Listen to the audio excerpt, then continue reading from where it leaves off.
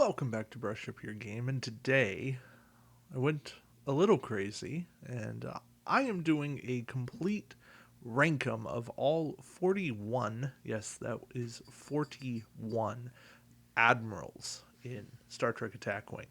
All the way from, well, as you see here, Admiral Gardner in the Mirror Universe as the not very good to, well, the very good.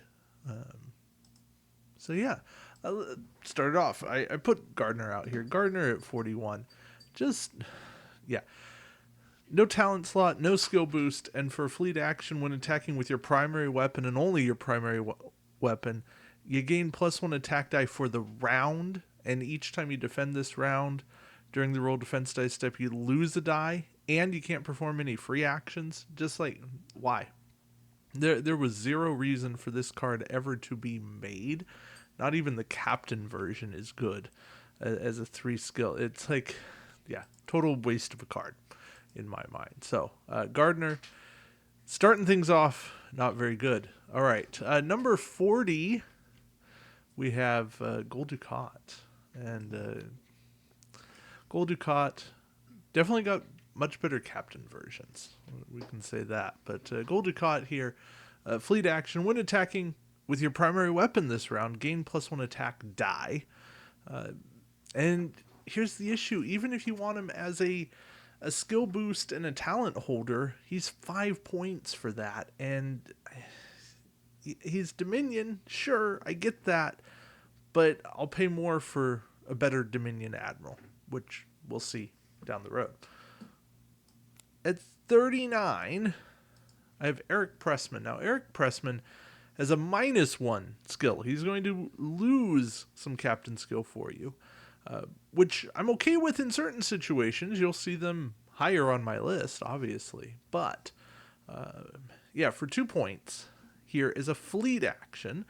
I can disable one of my tech upgrades to gain +1 attack die with my primary weapon, or I can discard a tech upgrade for 2 extra attack dice. Again, primary weapon only, though. And this is a theme here with the first 3 cards. If I'm going to spend an action for more dice, I need it to be 2 things. 1, more than 1 die, and 2, more than just my primary weapon. So, yeah, Pressman, not impressive for me. Number 38, Jero Essa. He is Bajoran. 1 point. He does give a skill boost. He does have a talent slot. The downside, he can only be purchased for a Bajoran ship. And there's just not that many of them. The Bajoran ships are not great. Fleet action, discard a Bajoran crew upgrade to perform the action.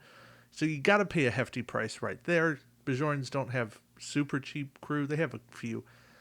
Each time you defend this round during the roll defense dice step, roll 2 additional defense dice. That's not terrible, but there's just so much that has to go in to him, so much extra of a cost. I can't move him much higher than 38. 37 here is Martok. This Martok, yeah, when attacking primary weapon, gain an extra attack die, but you roll 2 less defense dice for the round. And that's for the round. You do get a convert hit to crit, but I'm paying 4 points for this. Yeah, better Klingon Admirals. Just not somebody I'm going to have a good time with. All right. That brings us to 36, and here I went with Huron, or I guess Praetor Huron would be more accurate. 1 point for Huron, and from that standpoint, I like what he brings there. But for fleet action, disable a crew to gain an attack die this round. It's a double action. To ever use him again, I got to re-enable or find a way to convert that disable to time tokens. And into the day, I'm only getting an extra attack die for that. Can kind of work on the scimitar, I guess, to go to 7 attack dice. That's nice, but I'm not going to play that game. 35, I've gone with William Ross. Now, he does give me 2 bonus skill, which is good, right? and a talent slot. I'm paying 4 points, so that's a decent chunk, but hey, it's better than Martok, who costs 4 points and only gave me 1 skill. The problem I have here is that Ross has to target a ship within range 1 to 2 that is in the forward firing arc.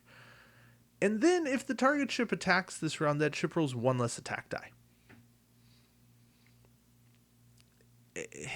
I asked myself, is the action better than just taking evade? I guess because you're reducing the ship's potential, but I'm not protecting a given ship. I'm safeguarding my fleet a little bit. I don't like Ross. And I love the character of William Ross.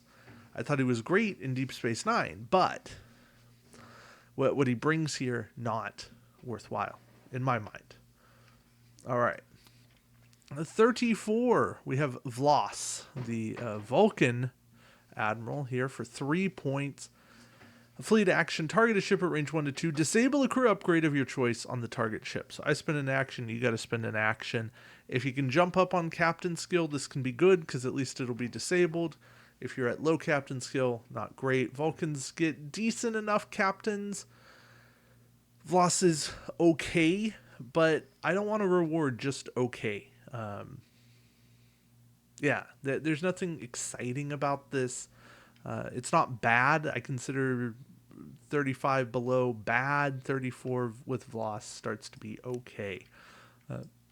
In the same vein as Vlos, we have Kirk. Kirk targets a ship at range 1, disables 1 upgrade of your choice on the target ship. Reason Kirk jumps ahead of Vlos, even though he's more expensive, he does give better skill. But he's less range. He's got more freedom of upgrade choice. He's just 1 upgrade. Vlos is only crew. I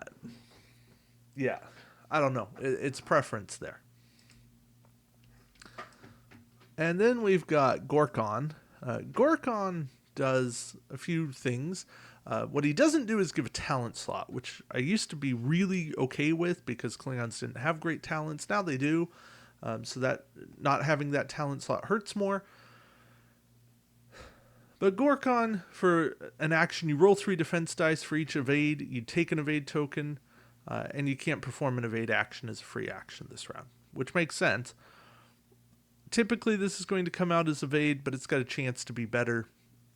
I'm okay with a little gambling aspect, especially in the mission scenarios. This will come out okay. Am I ultimately great with it? Is it something I'm going to depend on? No, not at all, but I can make it work. I can live with Gorkon here, having a little bit of fun. All right, and then we have 31, and that is Admiral Hayden. Hayden is a 1-point admiral, so I don't expect the talent slot, and I don't get it. But for a fleet action, we target a ship at range 1 to 2 that does not have your ship in its forward arc. If you attack that ship this round, you gain 1 attack die, and you roll 1 less defense die. Again, for 1 point, you can toss them on there, get a little skill boost. You never have to use the ability, but you can if you want.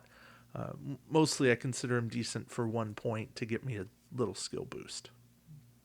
And in the world of 1-point cards, he's decently good. But I'm not going to reward him any more than that. All right. That brings us to number 30. And with 30, we have the Ferengi Admiral Zek. Zek does not give a skill boost, but he's only 1 point. He gives a talent slot, which can be kind of nice. There's some good Ferengi captains that don't have talents, so, fair play. Zek just targets a ship at range 1. You disable 1 of your upgrades and an upgrade on your choice on the target ship. And Zek can only go on a Ferengi ship. He just jumps ahead because he's a talent slot provider for a point. And that's helping out the Ferengi faction that can desperately need it. So that's my justification there for Zek. 29 is Matthew Dougherty. And, character you don't like, or at least I don't like. But 3 points for skill boost, and then action. Disable 1 of your upgrades to perform the action. Each time you defend this round during the roll defense die step of the combat phase, you get an extra defense die. Again, it's not great, but if you're not hitting rule of 3, this can be a key component to it. If you're really looking at defense or defensive builds, if you've got a spare action in everything that you're doing, again, Dougherty could be a piece to that puzzle. I don't think he's great, but I've seen him work at least okay. I don't love him, but I don't hate him. At 28, we have Kayafet Amunsur, 3-point Zindi Admiral here. It does give the talent slot, gives the skill boost, and then when defending this round, you roll +1 defense die. In addition, if this card's assigned to a Zindi ship when attacking this round, you gain +1 attack die. So, given that you're almost certainly going to put Kayafet Amunsur on a Zindi ship, this is really a fleet action for a +1/+1, which in the Zindi era, Enterprise era, it's a decent action, and I can run with that. All right. 27 is Kimpek, and Kimpek, you spend a shield token, and you get 3 of 8 tokens. Combined with old core, if you can really get the actions going, and you've got 3 extra durability, and everybody's shooting at you, you're rolling extra defense dice. There's something here. Again, I don't love it because I am losing a little bit of my durability, but if you have a way of regenerating your shields, Kimpek can be very good. At 26, I have Admiral Black, and Admiral Black amused me and actually surprised me at how far up he got. For 3 points and a skill boost with talent slot in the Mirror faction, you get to perform a Sensor Echo action with the 1 straight only. Even if you're not cloaked, you don't have the Sensor Echo on your bar. And then each time you defend, you can re-roll one of your blank results.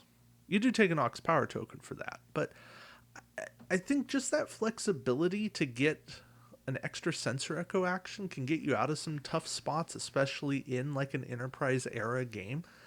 And I think that's enough to warrant better ideas from him. Sensor Echo is something that's important, that extra maneuver flexibility, and I wanted to reward that. I think he does bring some good ideas. Mirror don't have the best options, and he actually is a viable choice for a lot of Mirror ships. All right, at 25, we have All Good Things Riker, and this is a skill boost, talent slot, fleet action, place a scan token beside your ship, and then you get to perform an action bar action. So, in terms of being able to get more out of what you're doing, I like this Riker. Not my favorite Riker by any means. You've seen the Riker rank 'em. But I do think this is a good Admiral. I think very middling here. I guess slightly lower half of the middle. But to be able to scan and is good for quality, good for combo enabling, and I'm going to run with that. All right, 24 is Velal, and 3 points, skill boost, talent slot. Each time you defend this round during the roll defense dice step, you may choose to roll 2 less defense dice. If you do so, add an evade to your roll. And you know what? The way I roll defense dice, very important ability, especially in a mission when you are outnumbered. This is better than an evade, and to be able to know that you're going to get attacked multiple times, very useful ability to bring into the game. Of course, it's better to run Romulan cloaking device and dance around. I get that, and not take the shots, but at some point you're going to get attacked. Velal helps you deal with the dice. All right, at 23, perhaps a controversial pick to be this low, but Admiral Hayes here, All friendly ships within range 1 of your ship gain +1 attack die, +2 against Borg ships. I got nothing bad about him, other than he's only a range 1 area of effect. Rule of 3 gets hit pretty quick with this. And really what this shows is there's a lot of good admirals and a lot of good abilities above him. And raw dice are not everything. I guess another knock on him, he doesn't boost himself. And that's just another knock I have. Again, it's not that he's bad. He's good. He's good. And in scenarios where you're running a bunch of ships against the Borg, by all means, bring Hayes. Very situational there. But if you don't know what you're up against and you're just picking an admiral, I don't want to bring Hayes because I don't know that I'm going to run everybody all next to each other. And I don't know that that extra attack die that I have to spend one ship's action on, guaranteed, is going to be enough. All right. Then we have Mendak. Mendak gives me a really cheap 2 skill bonus for 4 points here. And being able to target a friendly ship at range 1 to 2, including myself, that has no battle station token, put a battle station token there. That's good. Only putting him on a Romulan ship, fine, understandable. I don't think I'd pay 7 points to put him cross-faction. I like him. I like that I can put him on a Riemann Warbird and have him work there, especially now with a really good Captain Shinzon.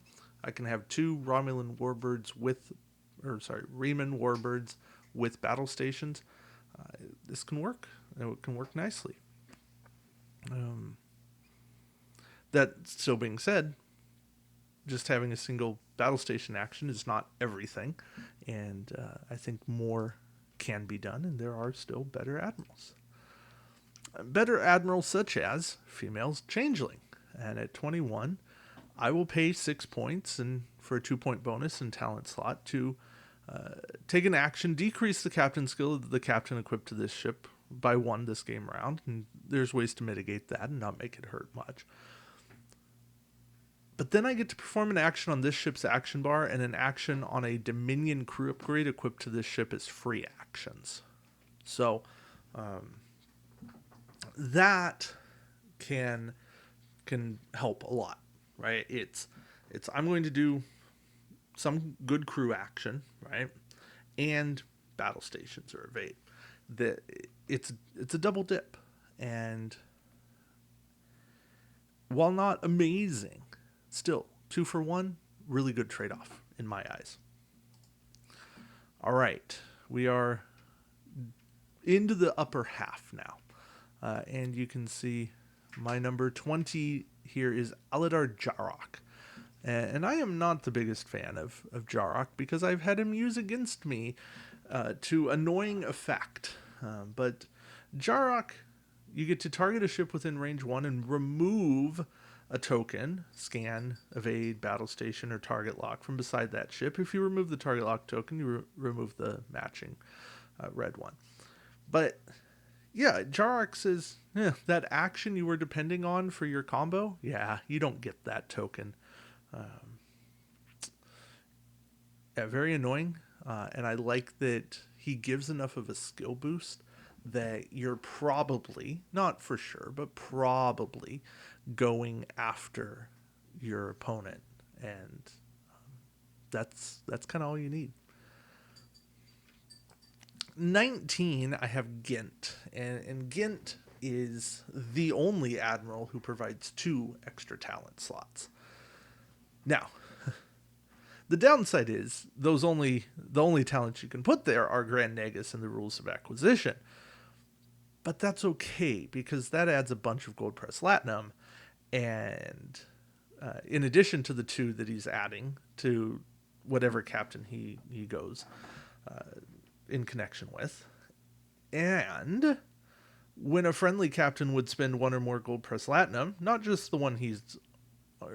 not just the captain of the ship he's on, but a friendly captain, you can roll a number of defense dice equal to the number of gold press latinum that would be spent, and for each evade, you spend 1 fewer gold press latinum. So you very much are saving yourself gold press latinum. You get to do more with that gold press latinum, And that is a very good combo. I very much enjoy what Ghent can do. A lot of luck involved, but has the potential to be awesome. At 18, this one surprised me at how low Q fell. But yeah, Q dropped down a bit. I still very much enjoy Q, but Q kind of has some things working against him. He's 1 point, he does drop your skill, and you're going to rotate your ship 180, but you're going to take Ox power tokens equal to whatever speed you performed. So if you do a 3, you can flip around, but you're going to take 3 Ox power. So that's almost never going to happen. Yeah, Q just has some limitations. Very good ability, flipping around. But the more I looked at this, the more I was deciding amongst my admirals, I started going, you know what? I'd rather just have that admiral. Q's still one of my favorite 1 point cards. Don't take anything against that. Very much enjoy what Q brings, though. At 17, I have the Borg Queen, and this is the Borg Queen that lets you target a friendly ship, choose an upgrade on that ship, perform that upgrade's action as free action, and you spend 1 less drone token for doing it. There's some good drone token abilities. Borg Queen triggers there. You get 2 bonus skill. You're spending 5 points there, but the fact that you can do bonus actions, move around, it feels very Borg-like to do this stuff. And that's why I like this Borg Queen. 16, Robert April. And just the way April works, plus 2 bonus skill at 4 points. Being able to target a crew upgrade, moving time tokens to April, and then getting to do the crew action as a free action. It's a bonus. It's a very nice bonus, and it really lets you double dip on your time token crew. I know that Bashir and Ezri let you kind of do that already, but this lets you do it more. So I'll take it. At 15, I have Christopher Pike. Now, this is the Kelvin Pike, but this Pike moved up really far because he does something very unique. He is the only admiral who adds a slot, and he's adding a crew slot. The fleet action is almost irrelevant, being able to flip 2 specialization cards, just because there's so few specialization cards in the game. Never mind how few you actually would want to flip. But he's Federation, he's Mirror, so he goes on those 2 factions without paying penalties. Adding in crew slots, very useful. Plus talents, decent talent options there. I like it. I like what he brings. All right. At 14, we have Leighton. Leighton is targeting a ship, putting 2 time tokens on this card, and making that ship attack last. And in a game where captain skill and the arms race to go up and up and up has just increased, being able to say, yeah, all that hard work you've done is for naught. You might have skill 11, but you're shooting last like you have skill 0. Doesn't matter. That's a worthwhile ability. Leighton might still move around. Haven't seen him use tons, but I like what he has. All right. 13. Elena Nechayev. And she's another one that gets to kind of mess with captain skill, make our low skill captains, but really good effect captains, just be a little bit better. So Nechayev targets this ship and each other friendly ship within range that has a captain equipped with a printed captain skill of 5 or less. Increase the captain skill of each target ship by up to 3. You choose a different value for each ship until the end of the round. So play to rule of 3. Understand that the captain of the ship she's on is already getting +1, so don't go into that too much. But I like that she's just boosting skills all over the place. If you ever play in kind of like a weenie league where you're running captains of skill 5 or less, 6 or less, whatever, or less, she's your captain, or not captain, she's your admiral pick. She better be your admiral pick. She's way too good for that. All right, at 12, I have Theodorich Patterson, and he is skill 3, or sorry, skill +1, cost 3. Target this ship or a friendly ship within range. Put a scan token beside the target ship if the target ship is within range 1 of a non-planet obstacle. You may also repair a hole on the target ship. Right? That's a nice bonus. And if you have a construction upgrade equipped, you can also remove an Ox Power token from beside that ship. A lot of good. So much good happening here. It's like an and. With that, just so much to like. Really do like Patterson. But there's more. See, at 11, we have Selah. She is, I'm not going to say the best Romulan admiral, because there's, I think, at least one better. But very good. For 4 points, yeah, no talent slot here. But when defending this round, the attacking ship cannot benefit from or spend a scan token that's beside it, nor can that ship spend a battle station token that's beside it against your ship. So you get your full defense dice. The only way they're getting quality is by other cards or a target lock. If you've been cloaked, they're not getting their target lock because they don't have you target locked. There's a lot to like here. You're essentially spending an action to say, yeah, all those science officers, all that work you've done to have more quality, it doesn't matter. Doesn't matter. I'm going to stay alive. So I like Selah for that. All right. At number 10, we have Gowron. Now, Gowron is the go-to Klingon admiral. Right? If you don't already have a battle station token, place a battle station token. And if you're a Klingon ship with a Klingon captain, you get another action. What not to like? I guess you don't have enough skill boost. Take somebody to give you skill boost. They're out there. Gowron gives Klingons the scare that they need, the quality that they need. Number 9 is Shanti, or Shanthi, I guess. For 2 points, right? 2 points. And this is why she moved up. She's cheap, but she's effective. Target a ship at range 1 to 2. When attacking that ship this round, you can reroll all of your blank results once. That's not why she moved up. In addition, if the target ship's cloaked, immediately flip that ship's cloak token over to its red side. Yeah, getting them out of cloak, very good. Getting bonus quality on your attack, it's nice, right? Especially if you have a way to convert battle stations. This is very good as well. But she deals with cloakers, which is something that's more and more necessary.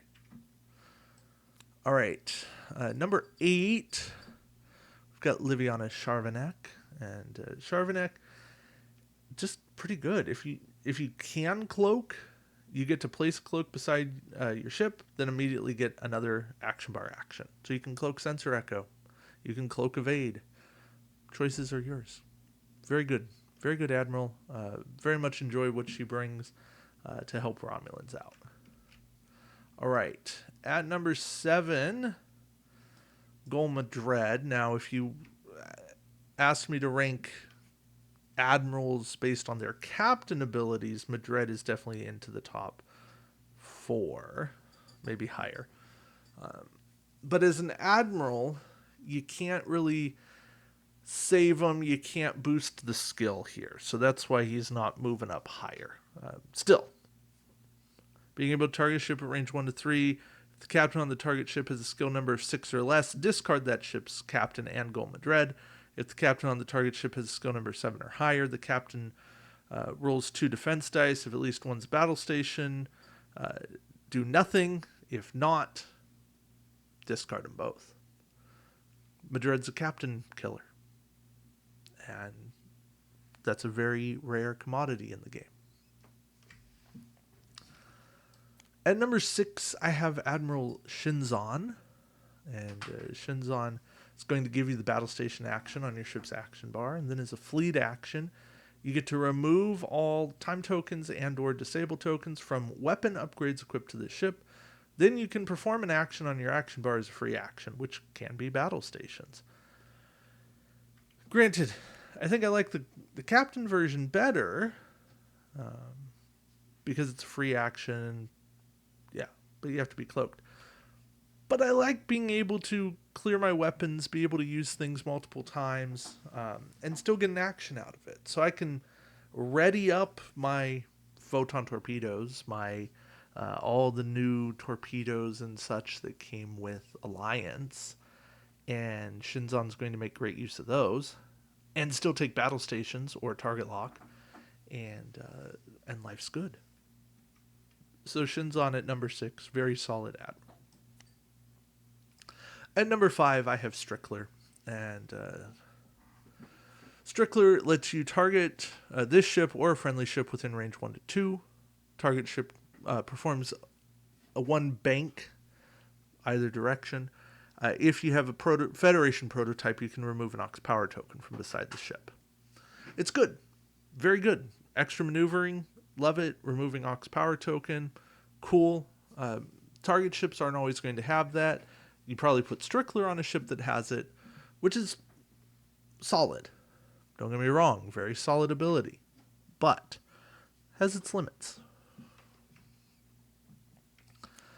At number 4, just missing the podium, I have Admiral Regent Worf.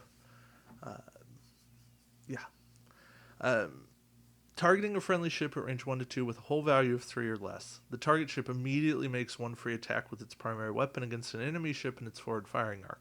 Put an Ox power token beside the target ship. That's fine. You talk about swarm ships. You talk about swarm fleets. You talk about being able to make attacks in the activation phase. Worf enables that. Very much a worthwhile captain. And Mirror is very well suited for this. It has several ships. The Defiant can do this. The Avenger can do this. But he can also target Klingon Brels to do this. And several other Hull 3 ships. And they'll put a decent hurt on. All right. That brings us up to the podium. And at number 3, we have Admiral Matt Decker. And I like Matt Decker. I think Decker is a piece to builds that, not all builds by any means, but a fair number of builds that as a 1-point Admiral, being able to target a ship within range 1 of your ship, including your own ship, the target ship gains an extra attack die, but suffers damage to its hull.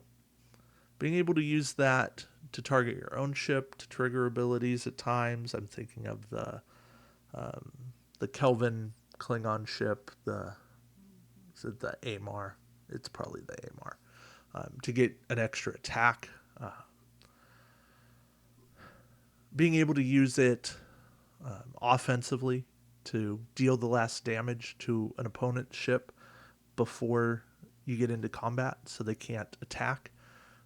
Being able to whittle away at a cloaked ship who's never in range or whose defenses you just can't punch through. Decker will do it slowly, but Decker will at least get through eventually.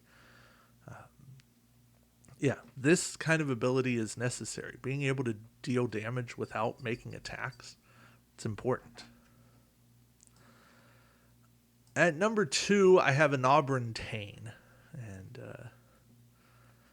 Tane almost made the number 1 slot. Because I like Tane. I like what he brings to the game. 2 skill bonus, talent slot, being able to go on Romulan ships without penalty, and a free fleet action. I'll say that again. Discard a Dominion crew upgrade equipped to this ship and place 2 time tokens on this card. Perform an attack with this ship's primary weapon with -1 attack die. put him on a Riemann Warbird. You got a 5 attack die, activation phase attack. Now, you got to figure out a way to get enough Dominion crew on there to make this work, but it can be done. It's tough to have that much Dominion crew. You can get some. You can use Shroud, have multiple copies, multiple discards, etc. But there's still limits. That being said, an Auburntane still very powerful, very potent, and as head of the Obsidian Order, he well should be. Which leaves us with number 1, and my number 1 is Maxwell Forest. This is still a game all about maneuvering, and the ability to come in and perform a additional 1 maneuver, a straight, a bank, or a turn. When most ships don't have a 1 turn, you can save yourself a lot of headaches with an extra 1 maneuver. I've watched Forrest work. Forrest repositions, and if you can outskill your opponents, he is setting you up very, very, very well. I have always appreciated Forrest. He's always been up near the top, but at least right now, as it stands, Forrest is my top Admiral. So, there you go. A lot of Admirals ranked here, 41 to be precise, and something I feel a little crazy doing, but something that I thought was kind of fun. And hey, we did it in under 41 minutes, so there you go. All right, thank you all for watching. Until next time, keep brushing up your game. Take care.